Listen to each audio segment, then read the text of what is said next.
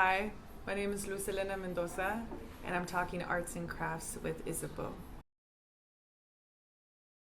I moved to Portland like 24, 25, and of course I like just been playing music, in the comfort of my own space, And I knew one specific a friend that him and I used to live in Ashland, and we played music then. And he was like in this project called Zapato Electrico, which is, he was a part of the, yeah, he was part of this. He was part of this other band, and then so he moved to Portland, and so I shortly after I moved to Portland, when you like first move to a city, you're like, where are my homies at? And so he was one collaborator, and so we started playing music, and then slowly, of course, like I just started to bring other people in.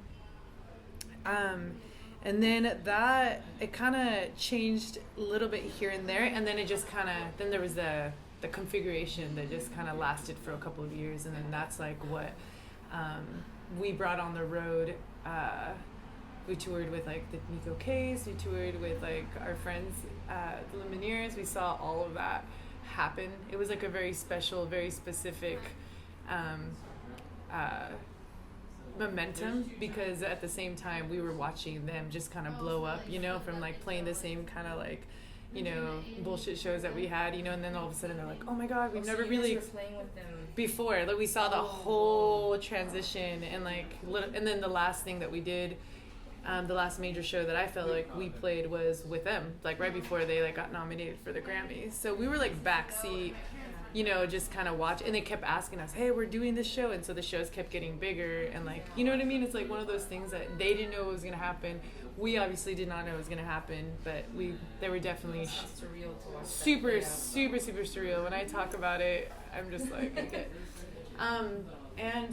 When I stopped playing with those guys, I just I did not know how to find that clarity then, because I was like still trying to go through silently me being someone of color, and like it wasn't so long before I moved to Portland that I left the house at 18 because of like a very intense childhood situation. But like growing up with like my culture has been like something that has fed me creatively, musically, psychically, spiritually, on all levels.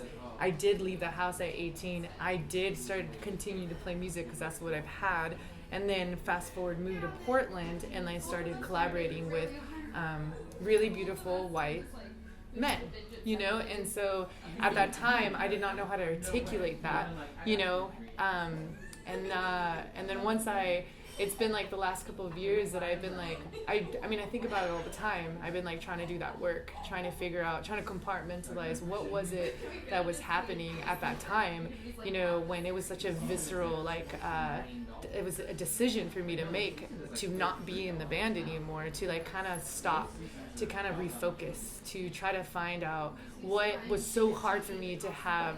Then I didn't have the validation or the right support group, and this is not like a blame game. It's just like, it just was what it was. I did not know I did not know who was going to validate me. I didn't even know there was a validation that existed as a woman, for one, that's like, not talking about like my roots or anything, but also on top of that, just like being a Mexican American and just having my survival relationships and really beautiful relationships, but like wanting I did not know how to curate or to like, not curate, to nourish that voice, the voice that you're basically listening to right now as we speak. But yeah, it was like a painful, it was natural, but for me, and in my path, has been a journey, has been such a crazy journey, trying to figure out, what went wrong, what was right about it, and what was right about it is that I'm like an open person, and I've like allowed that art to be,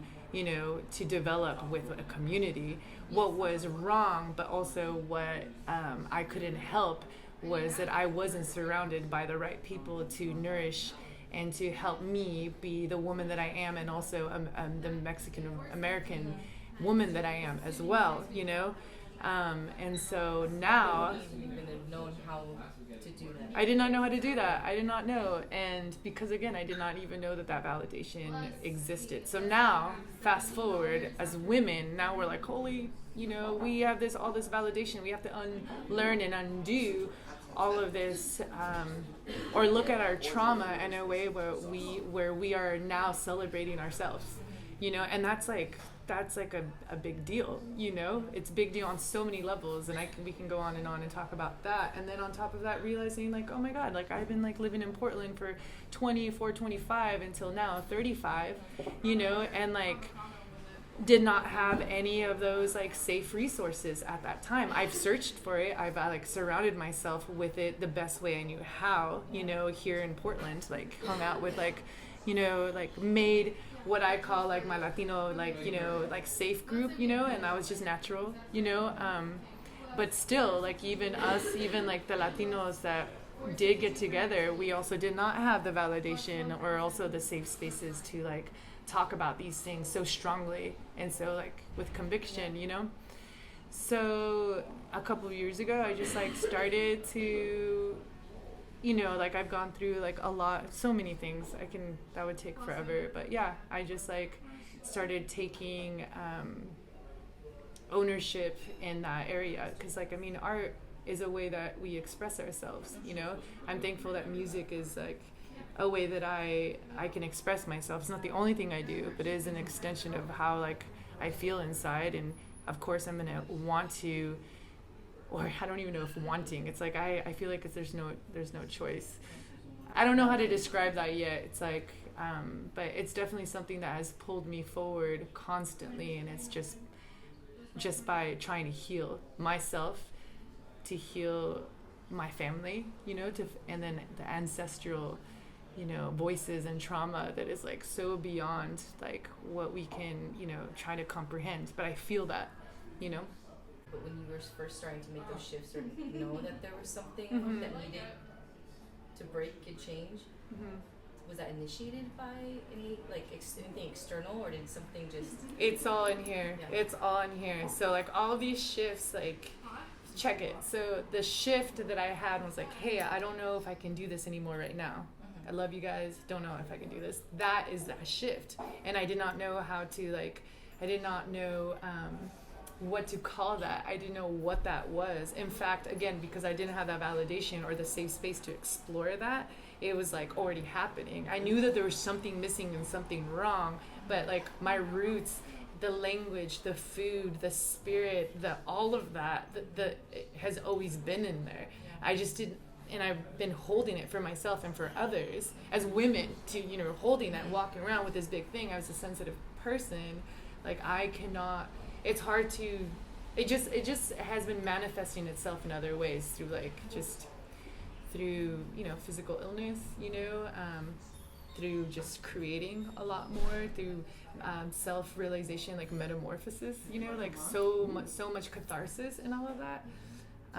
So what prompted is merely, or it's just been just the pain, the loudness of it. It's like you don't escape it. It's there with you. It's like you can't escape that you're a woman. I can't, you know, it's like if that's how you identify yourself with, like there's no running away. And then now, so again, fast forward, now there's like the pathways, like there is a path for you. You deserve this path. This path has always been there. We are so sorry that has been like, you know, occupied with all this mess. Now there's a path. So I'm like, oh, I knew I've always been on my path, but there's been things have been in the way. And so even with compassion, I understand why things have been layered the way that they have been. So slowly, like I've been like, you know, trying to like, you know, take the certain pieces and really just like find a way where I can articulate what I'm saying, you know? So I feel like, I've always been the same. But like my journey has been like very, very personal and very, very, in a lot of ways in the closet too, you know? And now I feel it's crazy. It's like perfect. I don't even know. It's the timing, you know, and it's not that I like try to work hard to do it. It's just is what it is. And I'm here, you know, because it's been really, really, really hard to compartmentalize, to try to articulate the complexities of you know, being a Mexican American woman, you know, and like feeling so invisible in a community that has been supportive in the ways that they only known how to be supportive, you know. So there's a lot of layers to that. The metamorphosis you're talking about, were, because it seems like it's been just kind of like an ongoing like unfolding. Mm-hmm. Are there people that you used to like work and collaborate with who maybe that you would think wouldn't like recognize Luz today? Yeah, totally. And that is just the shape of the world right now. You know, and the ways that I'm not being recognized in my new form, or in the form that has always been there, it really points out and solidifies and confirms that imbalance. Yeah. Does that make sense? You know, so in the ways that people are like, oh wow, this person is this, there's change. I'm like, actually, no, I've always been this way, and I've actually I've had to learn how to survive a certain way so you can see me, so we can actually relate, so you feel comfortable. Yeah. You know? No, yeah. And so now I'm like able to articulate that. Yeah. And the more I hear it, the more I get it so much, because I've been listening my whole life. As women, we listen. As a person of color, we listen because we've been forced to listen, you know? So we have all this information, you know?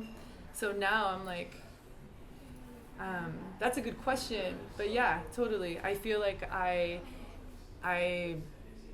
I'm like exploring with how I feel here in Portland, you know, me being here for the last 11 years, you know, like how, you know, like I'm from a different generation. I'm 35. At 25, I didn't have like that safe space to talk about, you know, and like, so I have to undo all these things, Yeah. you know, and like practices you've put in place to, totally, like you said, like, to make, we're able to relate because I've been listening and I've been like reserving a spot so that you have space, but all of a sudden you're like, I would like to be in that space too. yeah. So nothing's like changed other than you having a vocabulary for it. And the reason why I think people forget that the lack of vocabulary comes from trauma, comes from survival, comes from adapting to a certain society that has only paved a certain sort of road for you to walk on. People forget that.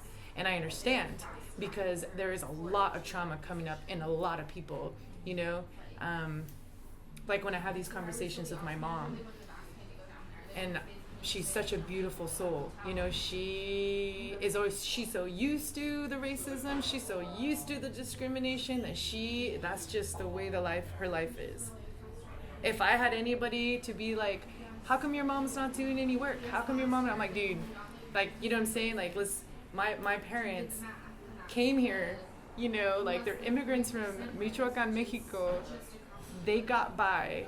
They worked hard with barely being educated, you know, and like that was their survival, and that's like that generation, you know. So there's so much.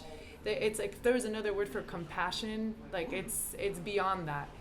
It's the way that they've been conformed, and the way that they've learned to adapt. And for me to just force like, hey, you're worth it, like it's something that it's hard for her to believe in the way that I'm seeing it, you know, now. And I'm thankful that that I'm living in this time, like that privilege. I have that privilege to be face to face with the fact that I am very important to society, you know, and they still struggle with that. So they've learned to what's the word, like, oh my god, I can't even think of it, overcompensate in other areas, you know, and that just makes sense, you know. And it hurts, you know, to see, you know, my parents struggling with them just it being a reality, a set in stone reality. There's other struggles that they have, but that it's like, okay, this is just the way it is, because we got to learn it to be like this, you know. So singing, why do you sing? I think it's an ancestral memory. It's something that someone in my life, or I mean, music is a huge part of like our culture, the way that we express, the way that we engage with one another, the way that we participate in community, you know, the way that we grieve, you know, and dance and heal.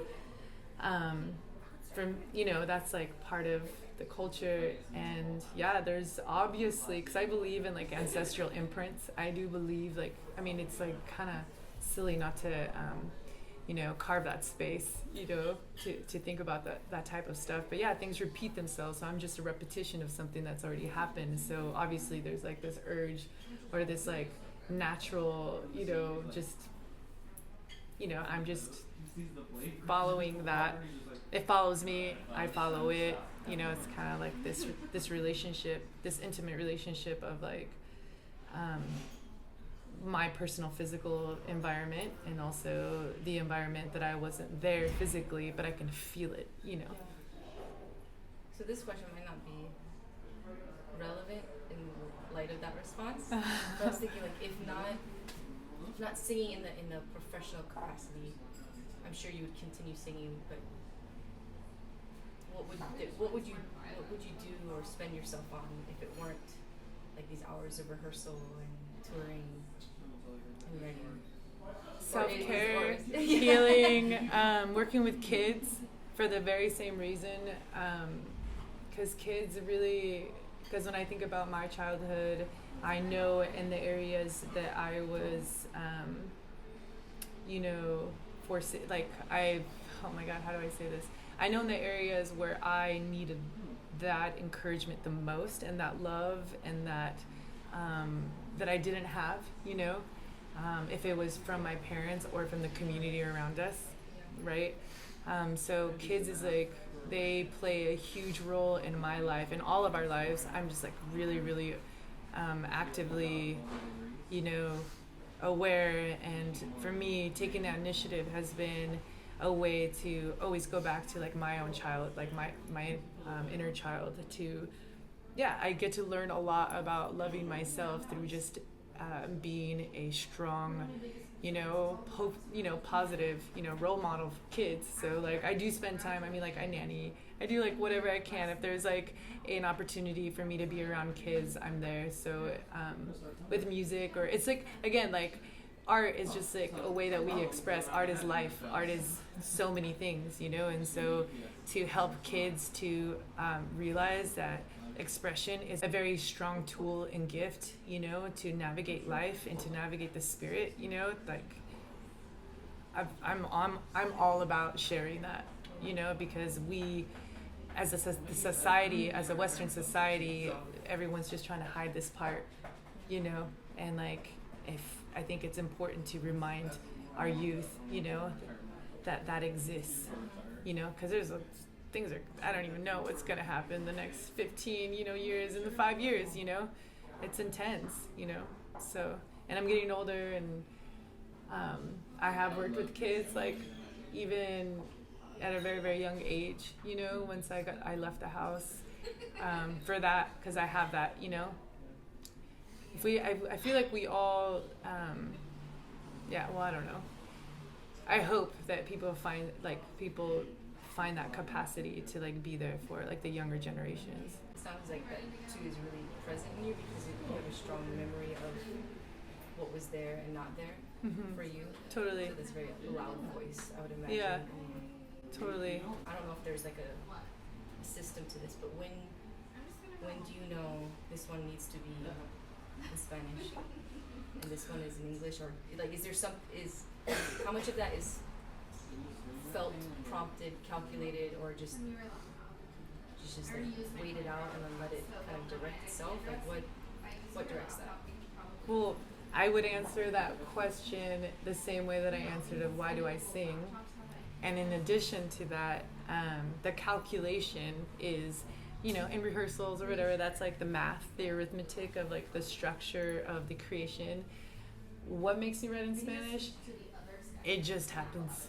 And especially the last, I've seen myself the last year and a half, just like all of a sudden, just even more in Spanish. I'm less afraid. The more I come to these with these like this awareness, the more I'm closer to finding a new part of myself that was like abused, that was neglected, the fear, so that becomes stronger. So I've always, when I've written in English, it's just, I would write in English. When I write in Spanish, it would just happen naturally. But I will say that there has been the last year and a half of just like boom, and I'm like, okay, I'm not gonna stop this, and it's just happening. So for me that just says a lot of how strong I feel about all these things I'm sharing with you, like how relevant and strong, and like the conviction with all of that's like, it's like showing me, it's like a teacher, it's like constantly like showing me something, but that channel is definitely has always been open. It's like, again, there's been that path that other things have been in the way, and it looks differently for everyone. Those obstacles look different in the way that it affects them, and that's, so I'm learning how those have affected me, and hindered me through a certain, and continue to try to hinder me, does that make, that like, and I'm just like watching it all happen, and like my beautiful like friends are like there to like hold that space for me, both white and people of color, both men and women, and it's been powerful for them, and I celebrate it, because it's been like something that like it's like me not feeling safe for so long, but I've always played and sung in Spanish, always articulated myself in Spanish, even if it wasn't through song, like it's just, it's like you can't really deny that or undo that or like forget about it. It's like a huge part of like, it's just who you are. I have friends who grew up the opposite way, like kind of like the way your dad grew up, where their parents are from Mexico, and like they are first generation, like myself, and they're darker than me, and they don't know how to speak Spanish because their parents were like, no, you need to speak English, learn English, don't speak any of the Spanish stuff. We need to be American, and we need to be American. We need to act American. We need to, because that's you'll be closer to some sort of American lifestyle that will probably decrease discrimination, but racism is always there, and I see when we talk, we still like, you don't need to know the language in order to know that there's something inside that we host that is a lot larger for us to even understand or explain, or to have like the native language be what articulates it, we just need to be there. And support one another. And support one another is that's a big thing. So what has been the biggest shift playing with your new bandmates? One is like my personal shift. Two, I'm playing with more women. What this wave that we're all riding, either if you're a musician or not, if that's like a right way to say that, but we have a responsibility, and so the shift has been shifting. There's not like it's been like a shift, it's been like we've been shifting. I've been shifting, and I've been sharing that, we've been sharing like those shifts together, and it's been really, really strong. I mean, we were just talking about this in the car. We're moving together. Like for me, expressing myself and putting myself out there, and the documentations that are out there, like sometimes I'm like, wow, people get to see like me be a child, grow, and onwards, if it continues to be heard, at that capacity, then that's what it needs to be. But our responsibility is to shine light on these difficult conversations and help other people who are also in vulnerable situations, to feel like they also have a safe space. People of color, specifically to like my Mexican, my Mexican roots. It's important to celebrate that vulnerability. So that big shift has been like playing with people who are ready to do that, with me, and with we do that with each other.